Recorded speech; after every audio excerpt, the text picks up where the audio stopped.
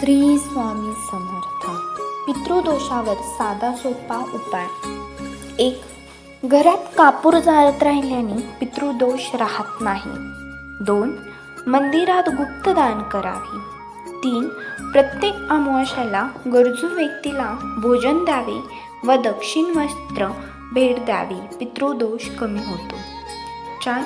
अमावास्येला दुपारी 12 वाजता घरात शिजलेल्या अन्नापैकी नैवेद्य काढून त्यात काळे तीळ टाकून पितरांच्या नावाने छतावर किंवा गॅलरीत ठेवावा व नंतर तो नैवेद्य गाईला खाऊ घालावा. 5. रविवारी गाईला गहू व गूळ खाऊ घालावा. 6. पिंपळाच्या वृक्षाला पाणी, फूल, दूध, गंगाजल आणि काळे तीळ चढवून पूर्वजनांना स्मरून आशीर्वाद मागावा. 7. पक्षात गरीब